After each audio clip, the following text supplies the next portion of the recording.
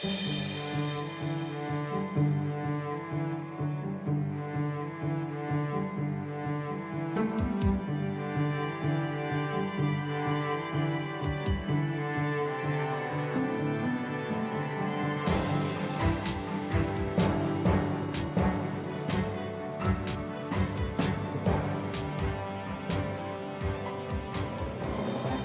PIB de 2013, apresentado com estardalhaço, anuncia que o agronegócio salvou a economia brasileira. Ele fez a alegria dos que se beneficiam politicamente com esses números e dos que fazem bons negócios sem considerar a vida dos outros. O PIB não considera, por exemplo, as pessoas que contraem todos os tipos de enfermidades, inclusive o câncer. Não considera o custo do tratamento dessas doenças, as vidas que se perdem, a dor das famílias. Para eles só conta o capital. Não se discute qualidade de vida nem a destruição da natureza. Só vale o mundo dos negócios. Eles estão contaminados pelas estatísticas mentirosas que mascaram uma guerra contra a vida. Em 2011, éramos cerca de 20 entidades. Hoje somos muito mais. Um imenso conjunto da sociedade luta contra o veneno que nos mata um pouco a cada dia quando consumimos alimentos contaminados pelos agrotóxicos.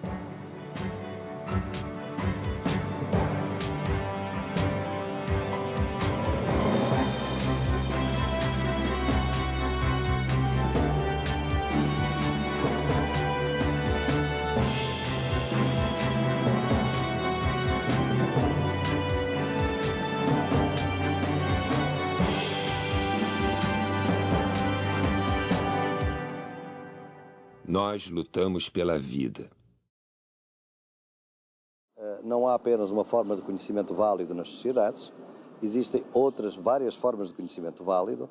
A ciência moderna, de alguma maneira, obteve um monopólio do conhecimento válido, é esse que é ensinado nas universidades, que é um conhecimento que é importante, obviamente, até porque eu também sou universitário, mas não pode ser de maneira nenhuma o único conhecimento. Para o camponês, a produtividade da terra é uma sequência de ciclos. E é por isso que a terra que este ano tem soja, ou tem milho, ou tem cana, pode ter no próximo ano estar de pousio. Ela está a descansar, porque nós também precisamos de descansar ao fim de semana, portanto a terra descansa. E no próximo ano continua. Portanto, esta é uma lógica de tratamento com a natureza e de relação com a natureza que assenta em conhecimentos ancestrais que devem ser cada vez mais valorizados. O que acontece é que, com a hegemonia política dos grandes latifundiários e dos grandes agroindustriais da frente agroindustrial, com os mídia que são propriedade deles ou financiados por eles, com partidos cujas campanhas são financiados por eles, eles conseguem transformar todo este conhecimento riquíssimo sobre a terra, sobre a água, sobre a atmosfera, em magia, superstição e atraso.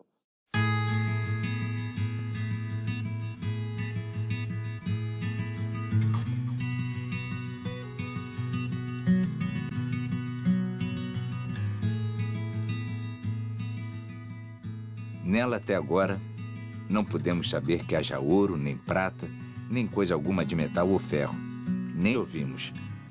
Porém, a terra enche de muitos bons ares, assim frios e temperados. Águas são muitas, infindas. E em tal maneira é graciosa que, querendo aproveitar, tacear nela tudo, por bem das águas que tem. Carta a El-Rei Dom Manuel sobre o achamento do Brasil, 1º dia de maio de 1500. Um dos grandes dramas do século XXI será a luta pelo controle da água.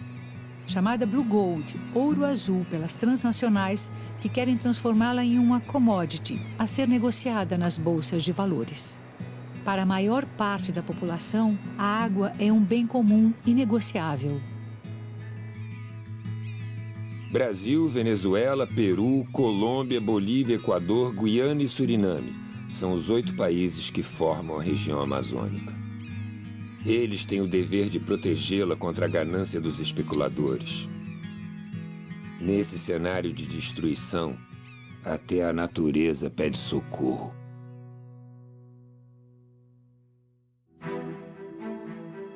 A natureza põe, o homem decompõe. As belezas existentes de uma terra viva e colorida são destroçadas por um modelo predatório de desenvolvimento. Como um guerreiro medieval munido de sua adaga, o homem incendeia o canavial destruindo as propriedades da terra. A biodiversidade da fauna e da flora é destruída para criar um enorme vazio, o futuro distanciado da qualidade da vida pela qual lutamos. Árvores centenárias são derrubadas para virar pasto. A cor desaparece e a floresta é acinzentada pela queimada. O boi nos vê como ruminantes, cúmplices impassíveis da caminhada da civilização para o matadouro. Essas imagens registram a agonia daqueles que chamamos de animais. E nós, que nos consideramos humanos, chamamos de tecnologia de ponta. Caminhamos céleres rumo à barbárie, à desumanidade e ao desemprego no campo. Nas antigas veredas, as aves fogem, os animais desaparecem, as águas secam. Onde havia vida, nasce o deserto verde. Esse é o modelo que nos propõe o agronegócio. Terra arrasada para o povo e muita grana para os ricos. Ao contrário do que predisse o profeta, o sertão não vai virar mar, nem o mar vai virar sertão. A continuar o atual modelo agrícola, o Brasil será transformado num grande deserto. As barragens submergem cidades, vidas e histórias. A placa com o nome do poeta sinaliza uma rua que existiu. O poeta promete revanche.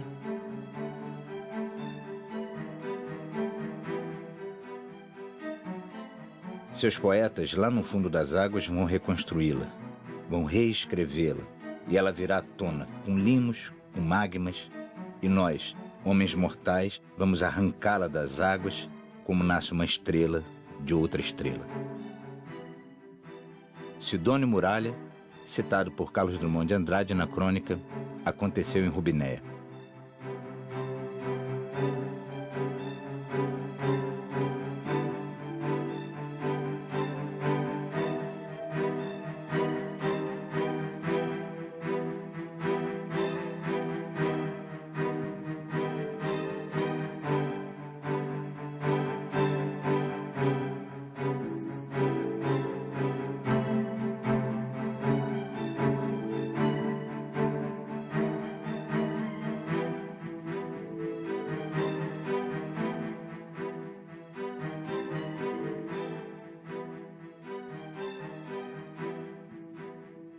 Antigamente, né, a geração anterior que a nossa, as pessoas ficavam com câncer já no final da vida, como que as células iam cansando, era mais fácil elas adoecer. Agora não.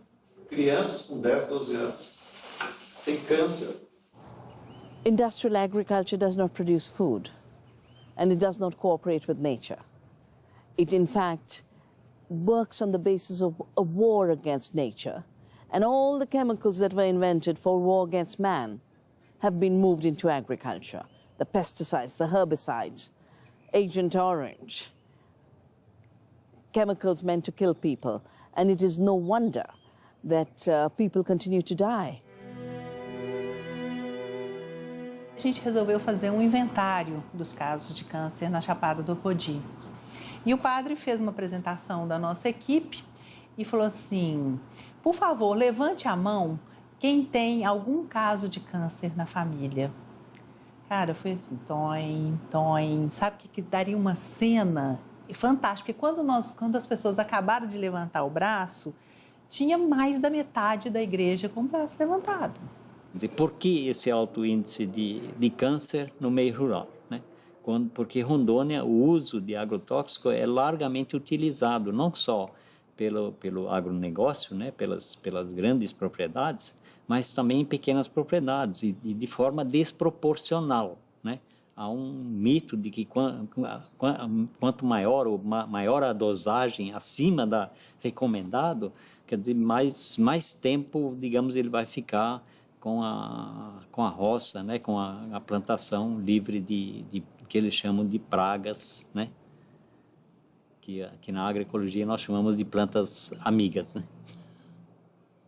A Organização Mundial de Saúde conta com um instituto, o IARC, que é dedicado à pesquisa sobre câncer, né? E esse instituto, que tem uma metodologia de trabalho bastante rigorosa e até mesmo conservadora, né, reconhece pelo menos 4 tipos de agrotóxicos como cancerígenos do grupo 1A, que são aqueles comprovadamente cancerígenos. Laranja. Estimula a resistência do organismo, anti-inflamatório, previne o cansaço e reduz o estresse. Laranja cultivada com fosmete, tóxico para o sistema nervoso. Laranja cultivada com triclorfomo, pode causar câncer, geração de fetos anormais, aborto e infertilidade. Banana, fornece energia, ajuda a circulação e inibe coágulos. Banana cultivada com triclorfomo, pode causar câncer e má formação fetal.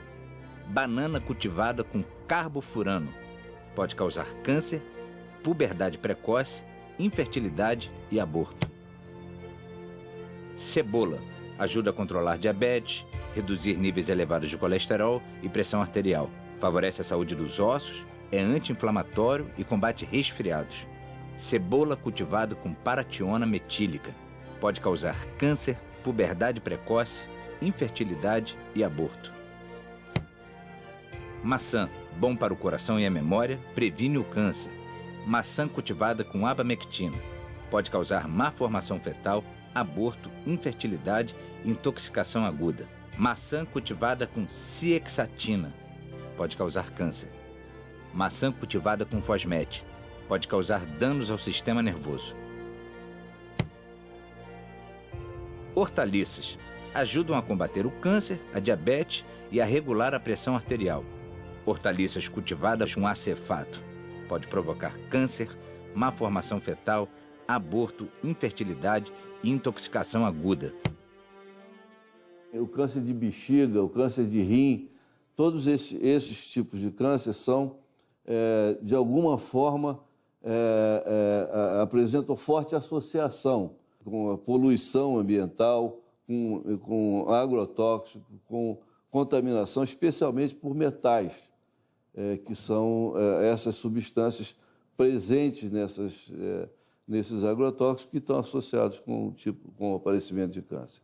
A função dos agrotóxicos é ser um elemento de eliminar organismos vivos, né?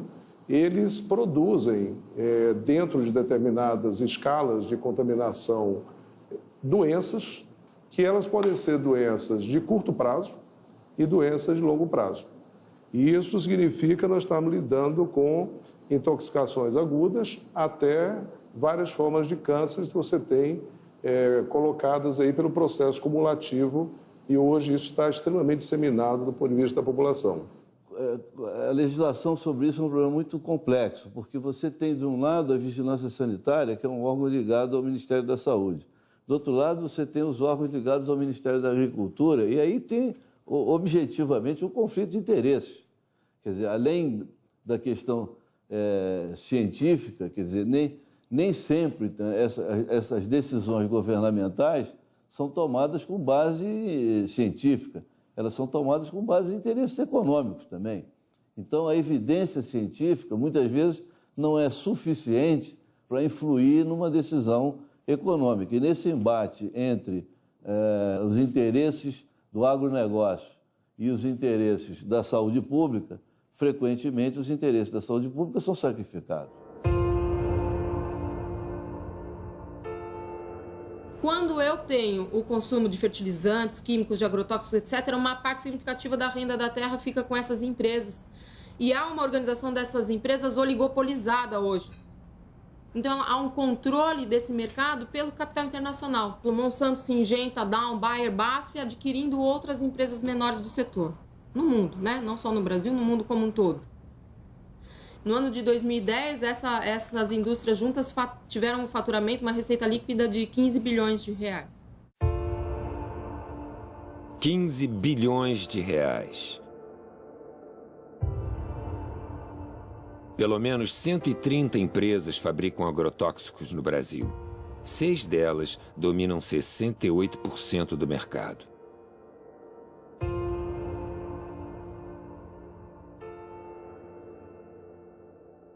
Os males do agrotóxico e a saúde do trabalhador.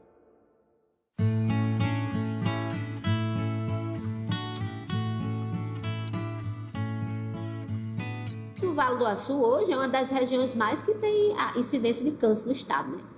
A pesquisa chegou à conclusão de que os trabalhadores rurais bebem água lá na região de péssima qualidade, né? Em 2 locais foi encontrado água contaminada quimicamente com agrotóxicos. O índice de suicídio é altíssimo, o de câncer, o CA, então assim, é muito alto, né? E antes dessas empresas chegar, nós não sabíamos nem o que era isso. Nas frutas eu usava só a bota e o avental. Não tinha luva e não tinha máscara, então isso jorrava na minha cara. Muitas vezes. Aí eu ali fui sentindo dor de cabeça, começou tendo infecção urinária e eu tendo febre e um tremor nas minhas pernas. A doutora Fátima, ela diagnosticou isso, que eram os produtos, porque nesse caso não foi só eu, ela atendeu várias pessoas da firma, de onde eu trabalhava lá no Carpes, e por conta dessa descoberta que ela fez, ela foi tirada daqui. Eu comecei a notar que algo estava errado quando eu tive uma incidência muito alta de pessoas com sintomas psicóticos agudos. Aí que eu fui notar que essas pessoas que estavam com esse surto psicótico tinham algo em comum. Todas trabalhavam nas empresas de plantio de banana. Teve gente que ficou que nem louco. Eu fui uma. A dor de cabeça que eu senti era tão forte que eu me joguei na frente de um ônibus. Tirei esse joelho do lugar. Eu fiquei que nem doida, eu entrei em depressão, não queria ver ninguém. Eu rasguei roupa, eu jogava minhas coisas fora. E por conta disso, o engenheiro disse que eu era louca. Mas a minha loucura era as dores que eu estava sentindo. Eles, no set do consultório, eles contavam coisas, entendeu? Inominadas. Muitas vezes eu anotava em prontuário, tem tudo anotado em prontuário. E a notícia que eu sei é que esses prontuários estão perdidos.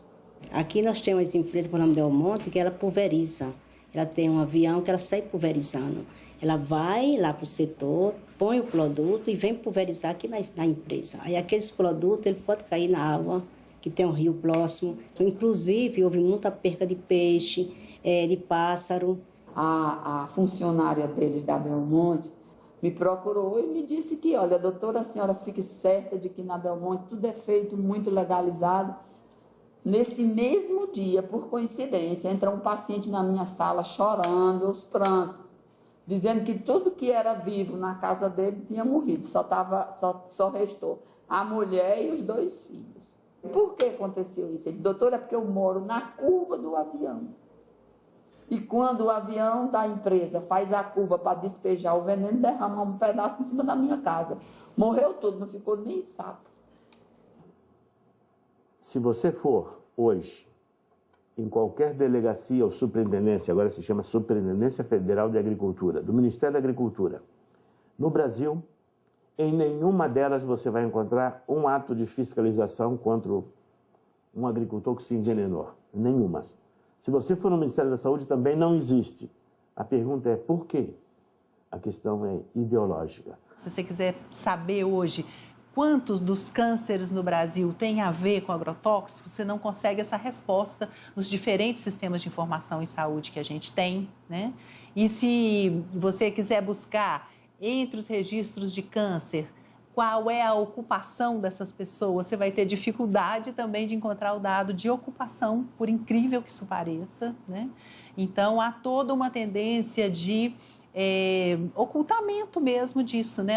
Desses problemas de saúde, eles não aparecem, né? Para cada informação de que houve intoxicação que chega ao Ministério da Saúde ou à Fiocruz, a gente tem 50 casos que não são notificados. O que isso significa, né?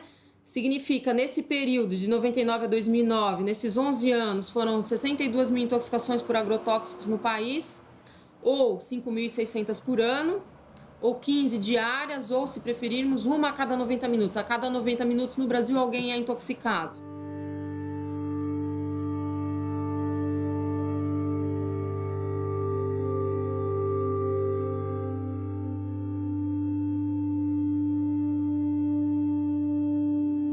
O veneno chega pelo ar, pela terra, é pulverizado, mata de todas as formas.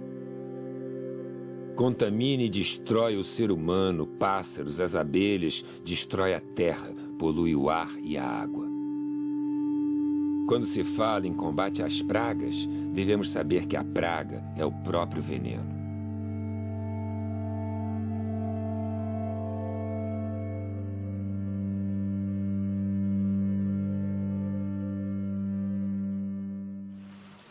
Em 3 de maio de 2013, a Escola Municipal São José do Pontal foi atingida por uma chuva de veneno engeopleno, da Singenta, lançado sobre lavouras de milho transgênico.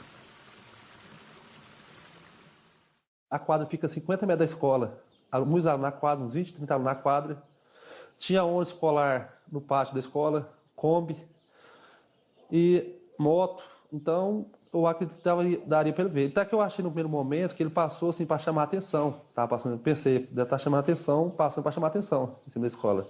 E durante o tempo que ele estava passando, algumas crianças pequenas, na primeira vez que ele passou, saiu correndo atrás desse avião. Todo mundo estava correndo atrás, né? Achando bonito.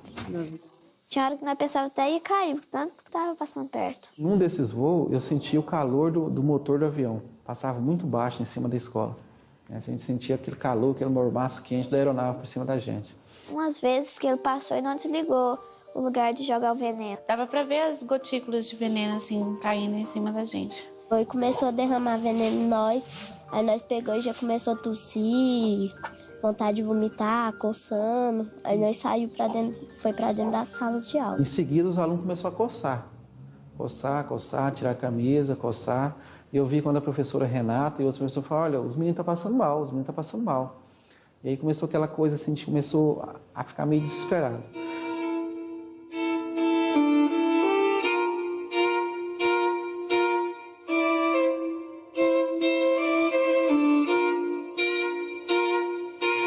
Aí eles ligaram da escola pro SAMU, o SAMU veio de encontro com outro ônibus, que eles colocaram as crianças que estavam passando mal mais que os outros dentro do ônibus e foram de encontro com o SAMU. Quando as viaturas alcançou, o pessoal parou, fechou a estrada, a GO lá fechou a estrada, e lá mesmo o pessoal do SAMU, bombeiro e ambulância da saúde mesmo que estava indo, começou a fazer atendimento a essas crianças, no meio da estrada lá.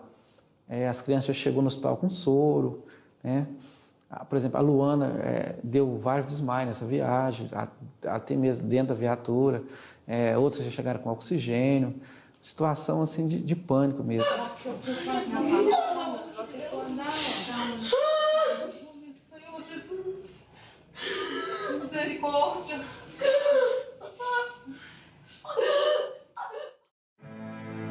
A criança paraguaia assassinada por um banho de agrotóxico.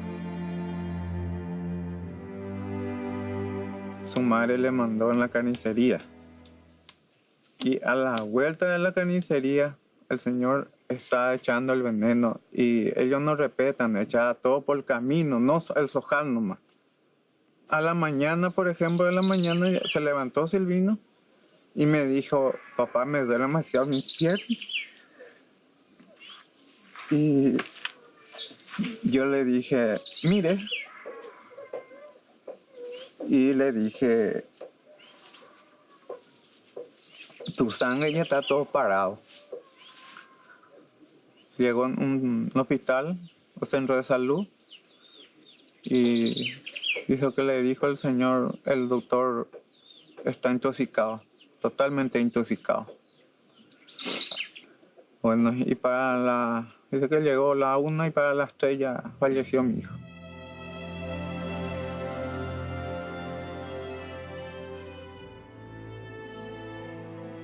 A cultura do tabaco utiliza em média 42 tipos de agrotóxicos, causando uma devastadora contaminação humana e ambiental. Eu estou no fumo desde os 7 anos que o pai começou a plantar. E desde ali eu estou na lida do fumo, sempre, direto, cada ano. E daí com isso eu sinto mesmo em mim que está gravando cada vez mais, né? Nós, aqui na região da Depressão Central, região do Vale do Taquari, região Vale do Jacuí, é a maior região produtora de fumo, tabaco do Rio Grande do Sul, né? Dos vizinhos ali para cima também tem. que ficam mal, dá dor de estômago, vomito, fico bem ruim quando colho o fumo. Nós tínhamos uma careira de abacate ali em cima, faz tempo, mas morreu tudo. Está no ar o veneno, nas águas, por tudo, não tem. As pessoas não têm mais como se escapar também. Olha, das vezes que eu fiquei ruim, eu acho que foi da consequência do fumo. Porque eu estava lidando no fumo, dá um vômito tão forte, né?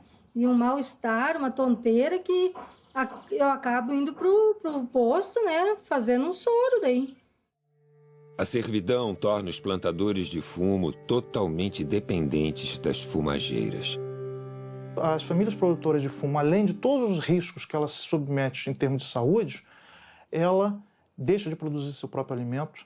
São famílias que não têm mais vida comunitária, porque é um tipo de trabalho que alguns chegam a usar o termo servidão. É um termo bastante forte, mas é um estilo de servidão, porque não tem nada a ver com a lógica camponesa de organização do trabalho.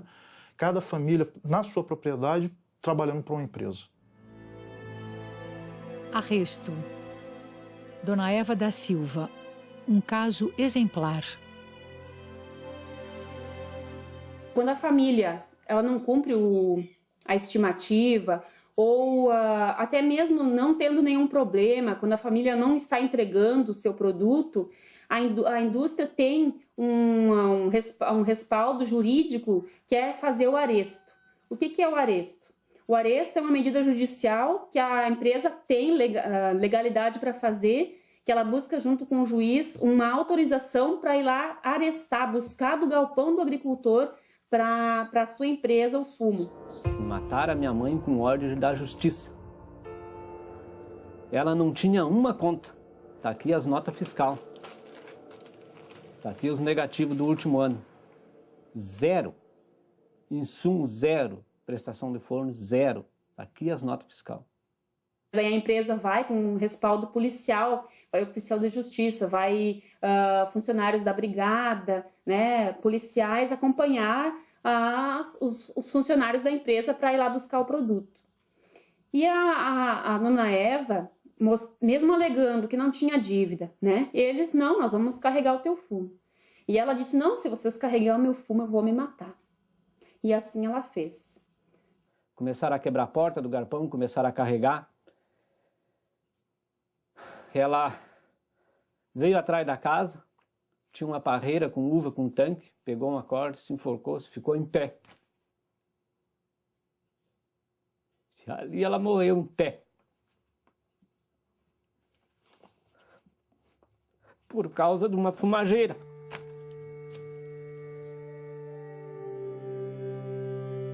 O oficial de justiça que estava acompanhando isso ligou logo para o juiz, e o juiz mandou que carregassem mais rápido o fumo ainda, mostrando que qual é o valor que os plantadores de fumo têm para o nosso país.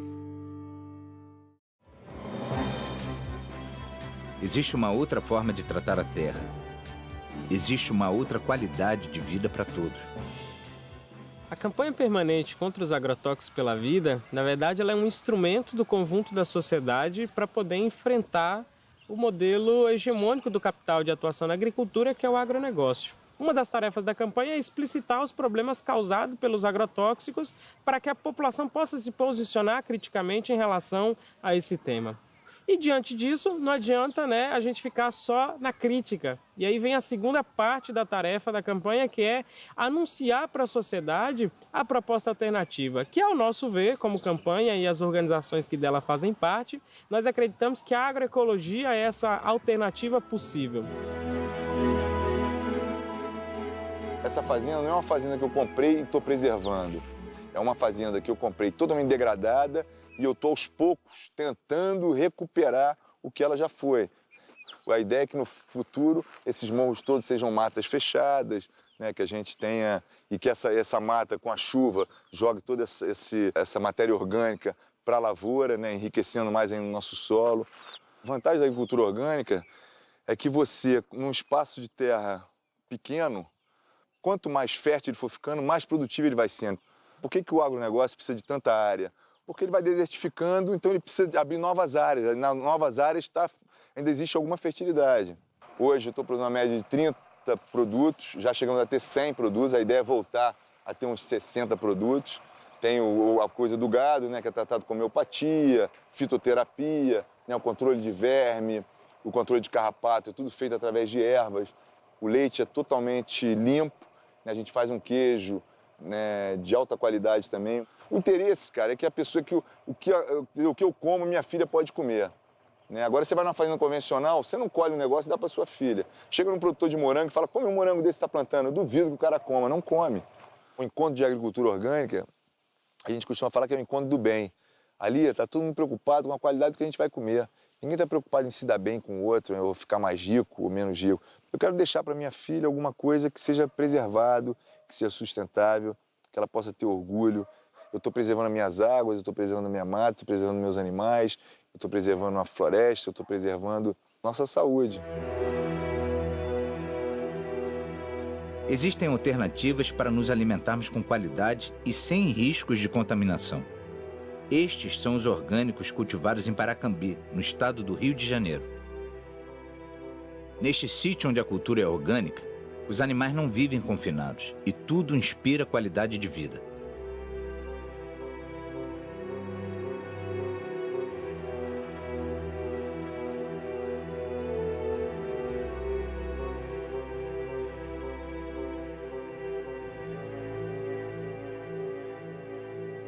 Além de não conter agrotóxicos, o alimento agroecológico também não porta em si injustiças. Ele não porta expropriação da terra, ele não porta trabalho infantil, ele não porta violência contra a mulher, ele não porta contaminação ambiental dos rios, do solo, dos açudes, contaminação das pessoas e contaminação dos alimentos.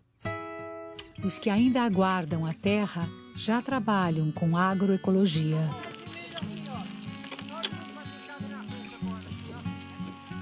A gente foi parar na beira da estrada, na pista, em busca de um sonho, de ter terra, como os acampamentos. Aí um belo de um dia apareceu um amigo da gente, aí ficou sabendo daqui do Mangue Estivo. Aí chegou lá, comentou pra gente, a gente se interessou e veio. E hoje nós estamos aqui, plantando.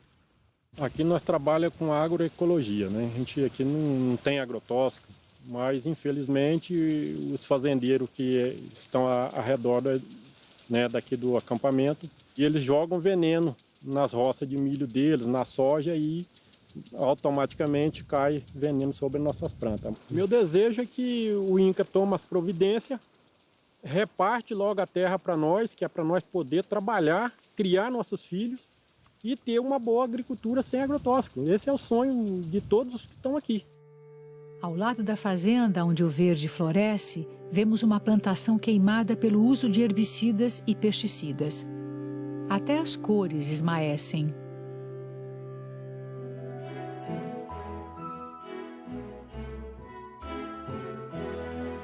O assentamento Roseli Nunes, em Mirassol do Oeste, no Mato Grosso, desenvolve cultivos agroecológicos, mas não consegue a certificação da produção devido aos agrotóxicos aplicados na monocultura da cana e que atinge as suas hortas.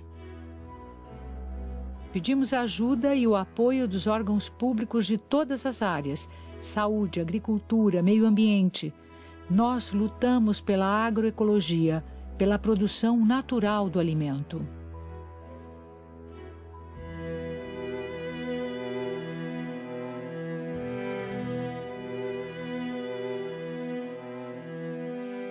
A minhoca é um dos melhores adubos que a natureza conhece.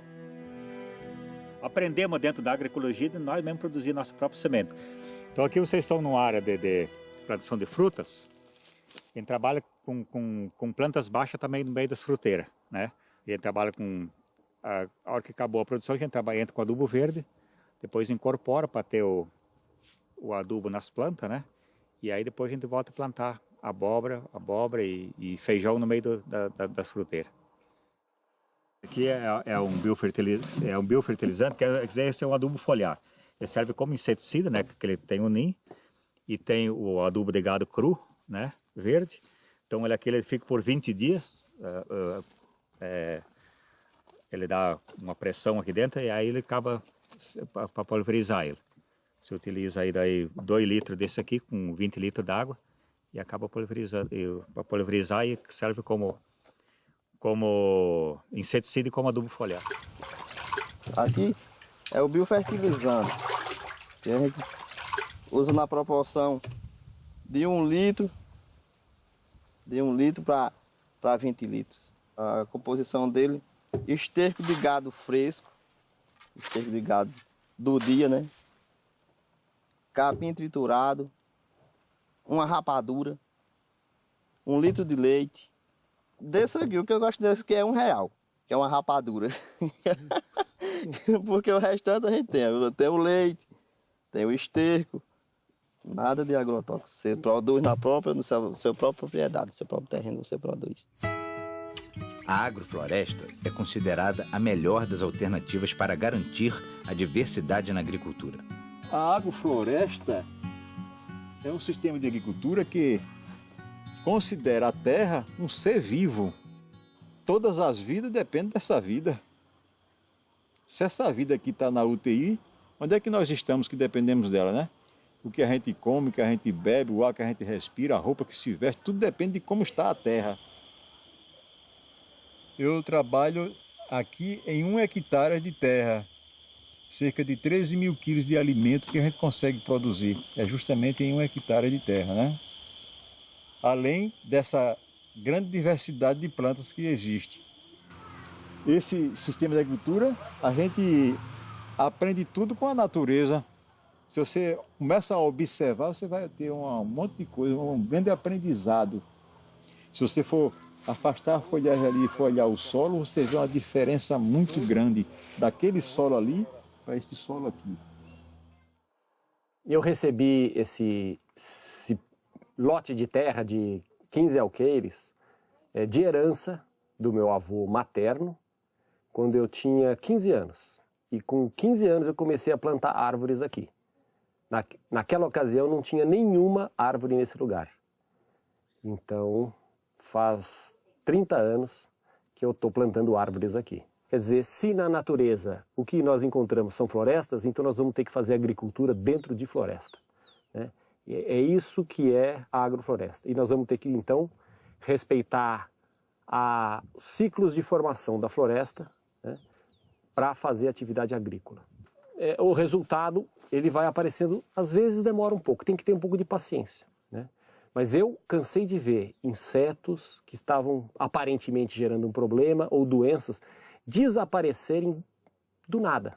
Apenas eu continuei fazendo o meu trabalho de enriquecer biologicamente o lugar, aumentar a biodiversidade e trabalhando o solo e a biodiversidade ambiental. Só isso. Há um grau de artesanato na nossa atividade, mas isso não quer dizer que precise ser feito pequenininho só para o autoconsumo. Respeitando esses fundamentos, eu consigo ter uma produtividade igual ou melhor que o melhor agricultor convencional. Eu fico imaginando que boa parte dessas pessoas que estão nesses lotes irregulares, né, de área de risco e tal, eram pessoas que vieram do campo e que era para estar em sítios como o meu, né? Aqui vocês vão ver que todas as áreas têm uma espessa proteção de biomassa, de matéria orgânica no solo. Então toda a chuva ela é retida, absorvida e levada para os reservatórios. Então toda essa chuvarada que está criando desgraça em alguns lugares, para nós só está criando benefício. É até constrangedor falar isso. Mas para nós isso é extremamente importante, porque ela está abastecendo meus mananciais, para que na época da seca eu tenha água reservada. Eu costumo dizer que se a agricultura orgânica é uma agricultura que respeita, que está em harmonia com as leis da natureza, a agrofloresta é uma radicalização desse conceito, né? E ele tem como característica produzir muitas espécies vegetais, muitos tipos de alimento simultaneamente, de modo que sempre nós teremos comida dentro de uma agrofloresta. As cooperativas agroecológicas potencializam a produção e a distribuição dos produtos orgânicos. Essa aqui é uma lavoura de arroz pré-germinado, lavoura de arroz orgânica. Para não contaminar essa nossa lavoura, nós tivemos que erguer uma estrada e deixar crescer essa vegetação, porque do outro lado tem uma lavoura de arroz convencional que usa veneno, passa veneno de avião e interfere, acaba entrando na nossa lavoura de arroz e contaminando o nosso arroz orgânico. A gente controla as ervas daninhas, invasora, com a água, com a lâmina d'água. A gente trata não agride a natureza e ela também não agride o ambiente, porque nós viemos tudo de uma luta por uma conquista da terra, a socialização do uso dos recursos naturais. E, então, de nada adianta nós conquistemos esses recursos naturais, que são a terra, a natureza, a água, e nós não cuidar dela. Então, aqui a gente faz o processo do recebimento do arroz. Então, o arroz é plantado e tal, e vem para cá. Aí a gente faz o recebimento, análise todo do arroz e vai para o engenho. Aí o arroz é secado, descascado, né? Daí a casca do arroz, ela vai para a cama, para ser feita cama para os suínos, né? E o farelo do arroz é feito para alimentação deles, como ração para o suíno. E daí o arroz próprio, né, vem para cá, para a sala da embalagem, onde a gente faz o processo de empacotamento, embala todo o arroz e deixa ele pronto para ir para o mercado.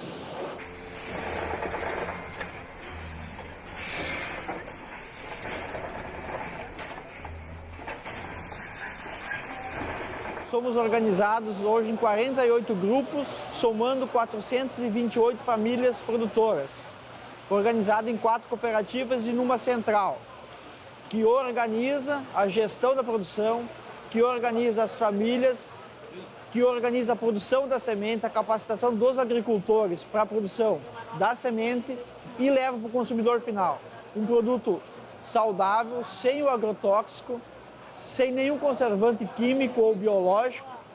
Eu acredito que é possível alimentar a população hoje produzindo orgânico em larga escala. La agricultura industrial de monoculturas solamente produce 30% de los alimentos que nosotros comemos en el mundo. ¿Ah? Y es una comida de no buena calidad porque tiene transgénica y tiene también pesticidas, ¿no? El 50% de la comida que se come en la humanidad es producida por los camponeses, que controlan 20% de la tierra. Imagina que você agora dá 50% de la tierra a los camponeses. ¿Ah? Habría alimento para todos. Alimento para o futuro, formando desde a infância.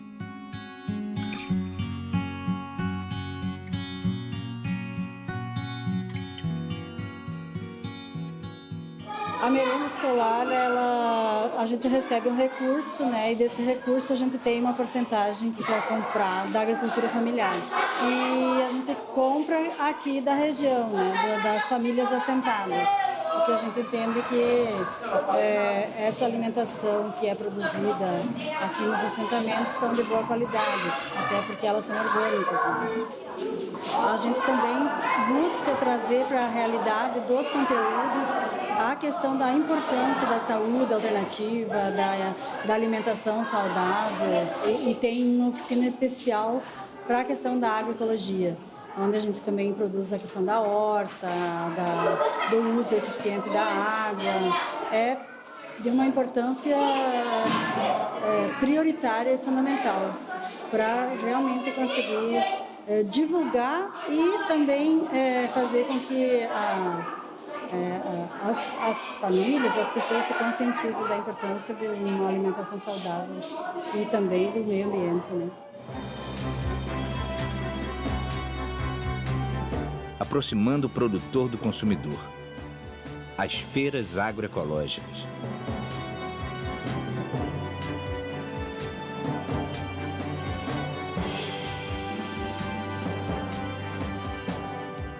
Não dá para você imaginar o avanço da agroecologia sem buscar uma maior aproximação dos agricultores com os consumidores. Isso é fundamental. As experiências agroecológicas, elas avançam mais onde você tem mercados locais que são capazes de absorver essa produção. Então, onde você tem as feiras da roça, as feiras da agricultura familiar, ou as feiras agroecológicas, que felizmente se expandiram no país nos últimos tempos, você tem um estímulo à produção agroecológica. Os agricultores se sentem estimulados a produzir porque sabem que tem os canais de comercialização direta com os consumidores. Eu estou convencido e acredito que tenho elementos suficientes para comprovar isso, e em muitos outros lugares outras pessoas pensam a mesma coisa, em que a única solução para a produção alimentar, quer dizer, e de outras coisas não necessariamente alimentares, outros produtos da agricultura, de forma sustentável vai ser através da agroecologia e em combinação com a agricultura familiar. Ele é capaz de produzir a quantidade necessária de alimentos e outros produtos com preços acessíveis e com uma qualidade de produto que o sistema convencional é incapaz de produzir. Um mito desse mercado que é impossível você produzir barato e orgânico. Isso não é verdade. É uma questão de você organizar essa produção e ter formas de escoá-la, né? As experiências têm mostrado que esse tipo de lógica de relocalizar a agricultura e o consumo, quer dizer, aproximar a produção do consumo, ela responde a esse desafio de alimentar uma população humana crescente. E hoje existem já vários documentos internacionais das Nações Unidas, da FAO, que reafirmam isso. Isso já não é um discurso vindo só dos movimentos sociais. Tem um conjunto de documentos importantíssimos no plano internacional que confirmam o papel dessas experiências e, além de confirmar, dizem mais. Se nós não mudarmos, não promovermos uma transição da agricultura na direção da agroecologia da agricultura camponesa, nós não teremos saída para os grandes dilemas alimentares e energéticos que a humanidade está se defrontando e se defrontará muito mais. Tinha um mito antigamente de que agrotóxico tornava as coisas mais baratas. E não é verdade, porque na feira orgânica onde eu vou, eu consigo comprar uma alface no preço que eu compro no supermercado. Tá? A gente tem direito de comer frutas e verduras que não têm venenos, né? Que são venenos, né? Eu acho que o principal é a conscientização de todos nós de não usar o agrotóxico e passar essa conscientização para as outras pessoas, porque infelizmente quem produziu e quem está ganhando dinheiro com isso, ele não vai querer parar de vender, né? Então acho que essa consciência tem que partir da gente, parar de usar o agrotóxico e ser sincero com nós mesmos em querer uma vida mais saudável. E se nós não fazer isso agora, que ainda temos um tempinho, eu não sei mais para frente se a gente vai conseguir reverter isso. Os produtores das sementes crioulas fertilizam a vida lutando contra o monopólio das sementes transgênicas. Hoje, seja soja, seja o que for, que foi modificada, vem o pacote. Tu vai ter que botar o adubo, tu vai ter que botar o herbicida nela para poder produzir. Se não fizer isso, tu não colhe, porque a empresa já faz o pacote direcionado para vender. Vendo a semente e vendo os insumos. Nosso papel simplesmente é produzir uma semente de qualidade para vender para o povo brasileiro.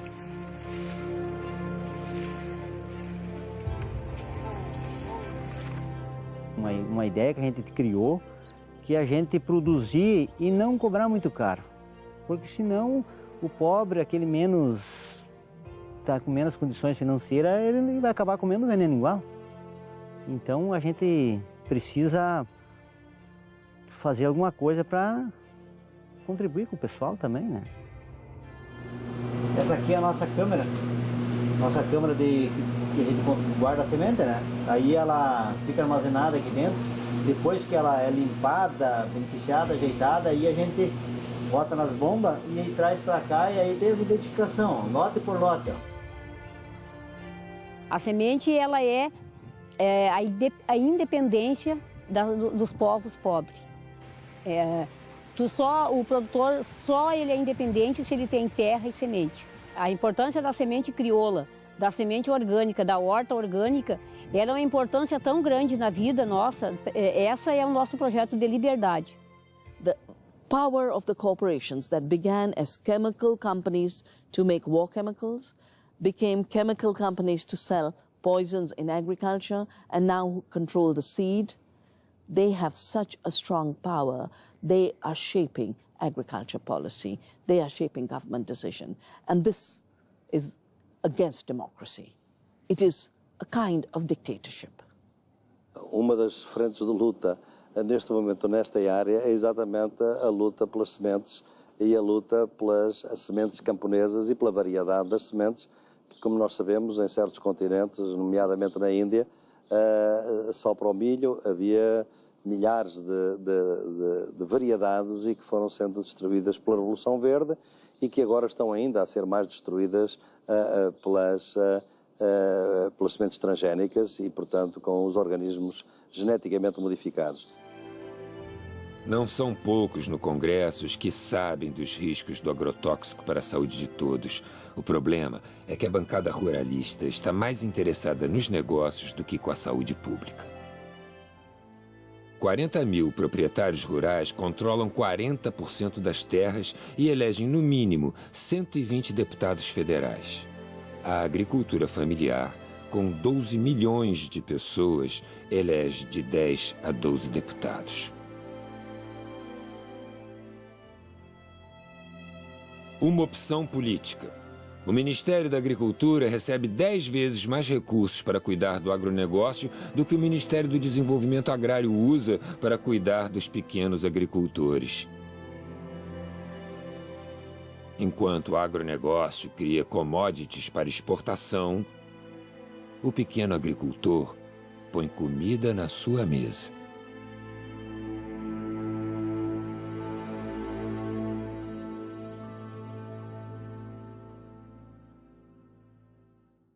Esse modelo de desenvolvimento, ele acarreta em conflitos. Ele gera conflitos ambientais.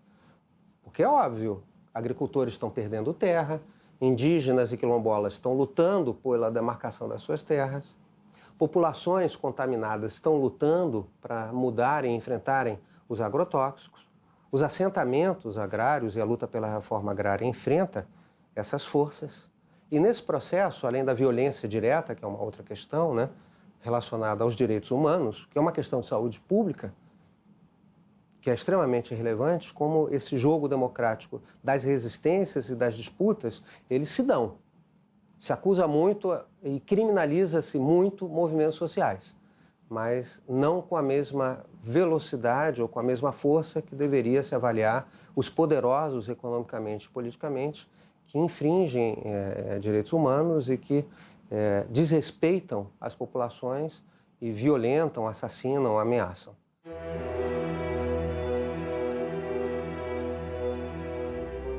A aldeia gameleira Tapuia Cariri, em São Benedito, na Serra Grande da Ibiapaba, no Ceará, é composta por 130 famílias.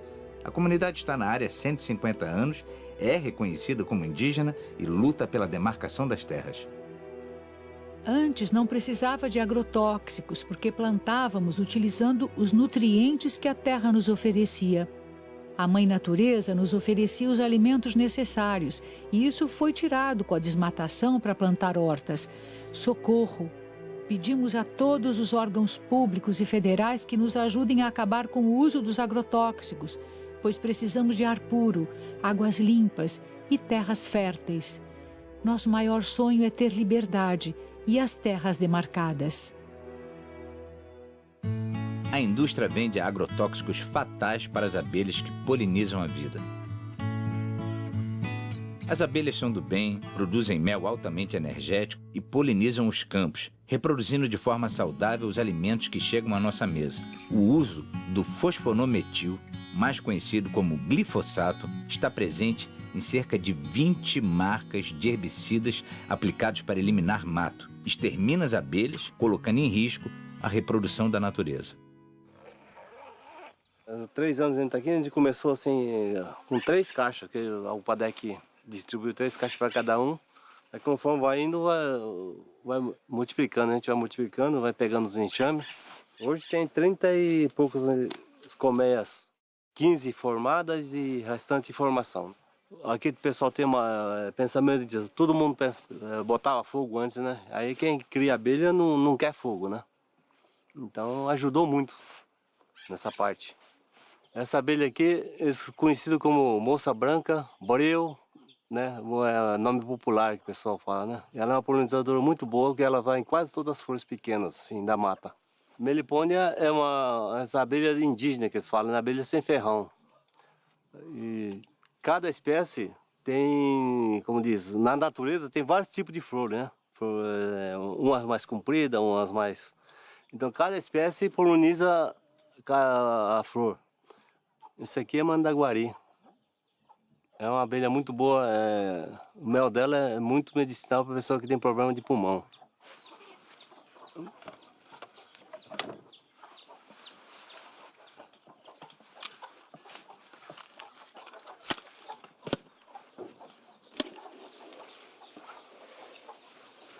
Aqui, ó.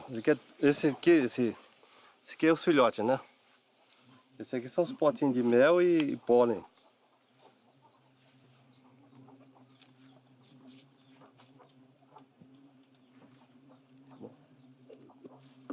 Para mim, o melhor resultado é as abelhas, melhor do que a criação de gado, do que a minhonça. Para mim, eu acho melhor, né? Se cuidar direitinho, sempre dá. Esse ano foi um ano muito fraco, mas ainda tirei quase 6 tambores de mel desses de 200 litros. Isso aqui é uma coisa muito importante que valoriza a propriedade da família, do pequeno produtor. Aqui nós estamos se reunindo com várias pessoas de Alta Floresta. Inclusive tem 6 municípios que vão participar da criação de abelhas sem ferrão.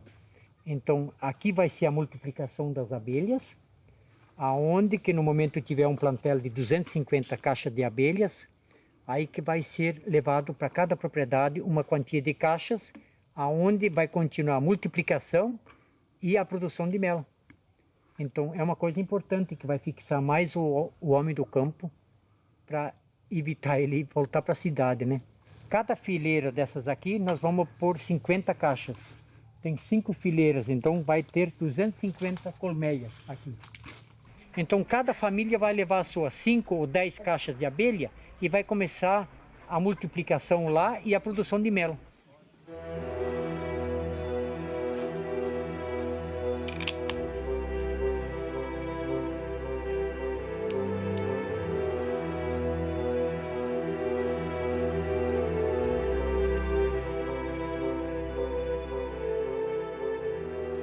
Nós visitamos comunidades, por exemplo, em transição agroecológica, onde está organizada uma cooperativa de jovens que fazem apicultura numa atividade altamente compatível com o semiárido, né? Tem uma forma coletiva de trabalhar, que é de partilha, de crescimento do grupo. Tem uma relação com a natureza que é muito bonita, né? Eles falam, por exemplo, do trabalho que a abelha tem de refazer os alvéolos da colmeia, né? E por isso, como eles se sentem motivados a cuidar muito da colmeia quando eles vão extrair o mel, de forma que eles possam devolver de novo esses alvéolos íntegros para lá, para não dar tanto trabalho assim à abelha, levando em conta que ela já cuida tanto deles e já trabalha tanto para eles e já produz o mel, né? Quer dizer, uma outra concepção de relação com a natureza. O triste é ter que contar isso e dizer ao final que, infelizmente, essa comunidade está sendo desapropriada e removida pelo DENOX para passar o trator e oferecer mais 4.000 hectares para o agronegócio da fruticultura. No Brasil, as mães da Praça de Maio cuidam da natureza e lutam pela saúde de seus filhos. Com o projeto irrigado, não podemos entender. O que temos conquistado tem muitas páginas para ler. Aproveite o conteúdo. O poder que pode tudo é necessário rever. É tudo que possuímos, quem acompanha tem visto. Nossa luta foi contínua, sem pensar no imprevisto. É proposta incomparável deixar a vida saudável para uma vida de risco. Nós estamos vivendo diante de um dilema que é o projeto de irrigação da Chapada do Apodi, onde lá nós temos cerca de 1.000 famílias que vivem da agroecologia na sua pequena propriedade, nas suas áreas de assentamentos, e agora a presidenta Dilma em um decreto, decreta a desapropriação de 13 mil hectares. Para vocês terem uma ideia, o município de Apodi é o terceiro PIB do estado, devido a toda essa produção, todo esse trabalho. Esses agricultores hoje, com todos esses projetos, com assistência técnica, com uma renda que não se tem em outro lugar no semiárido. Sabemos da nossa luta, do dia a dia, que se nós perdemos as nossas terras, se perdemos os nossos territórios, também não só perdemos a nossa autonomia econômica, mas perdemos a soberania sobre os nossos corpos e nossas vidas. Há um projeto que está dando certo. Há pessoas trabalhando e vivendo bem. Os trabalhadores que vão para a Chapada do Apodi, levados pelo DENOC, é para ter mão de obra barata e concentrada para as empresas. Eu acho que Dilma está fazendo uma coisa que nenhum governo da ditadura militar teve coragem, que esse projeto foi desde a ditadura militar. A gente sabe que são muitas experiências que já está dando certo, concretamente, durante esses 15 anos que a gente construiu, juntamente com os movimentos, mas um projeto vem destruir tudo que a gente construiu desse ano. E o sindicato não poderia concordar com esse tipo de coisa. É entregar todas as nossas terras ao grande capital e fazer de conta que nós, trabalhadores rurais, servimos só para ser empregados. E isso a gente não concorda. Essas comunidades que estão a sofrer uma agressão extraordinária, essa agressão não é apenas nos seus meios de vida, na sua água, nas suas terras, no seu ar, obviamente, mas é também nas suas organizações.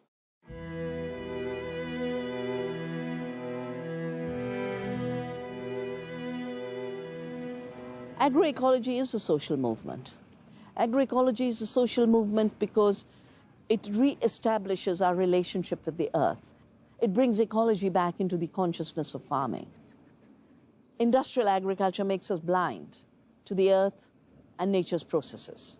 But it is also a social movement because it is attracting very different kinds of people who become agents of change for how we produce agriculture and how we produce our food.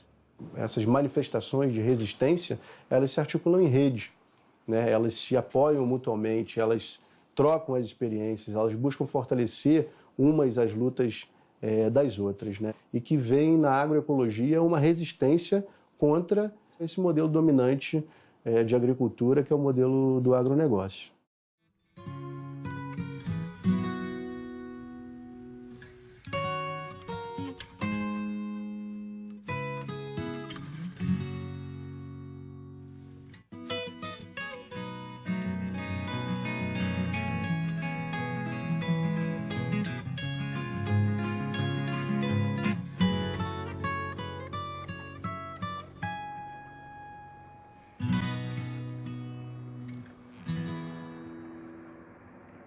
Estou aqui há 53 anos.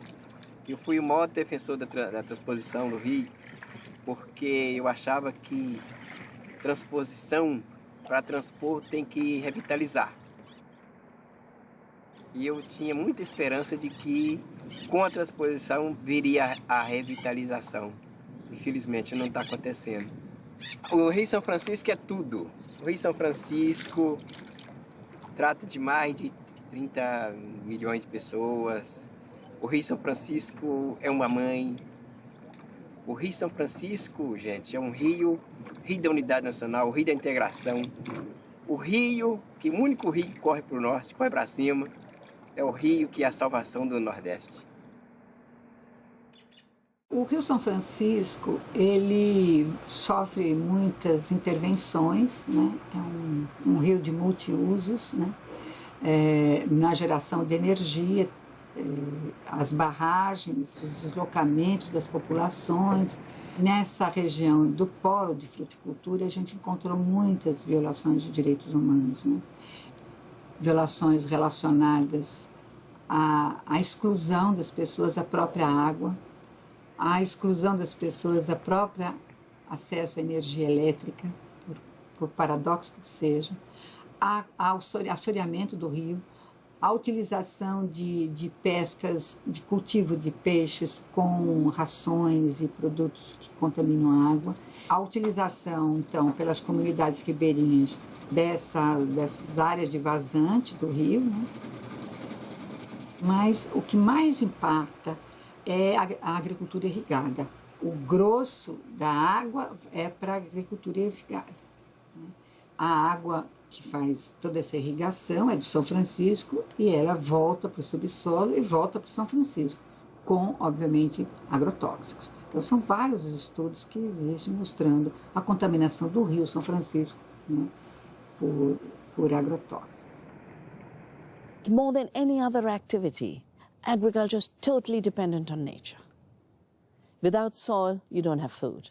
Without sun, you don't have food. Without water, you don't have food. Without seed and biodiversity, you don't have food. So the foundation of agriculture is nature. We can either have a monoculture of the mind, which is a militarized dictatorship, or we can have a diversity of the mind and of the planet, which is freedom and prosperity for all.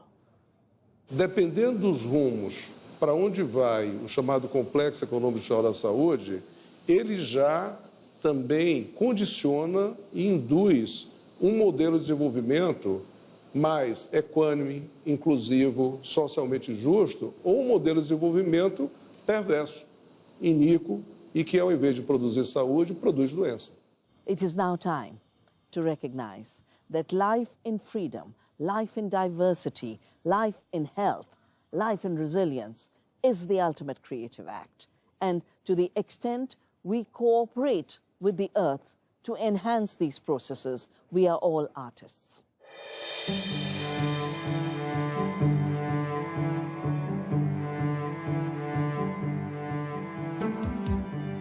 Já se trata de escolher em que mundo a gente quer viver. Se em um mundo de beleza e liberdade ou em um mundo de exploração, doenças e terra arrasada.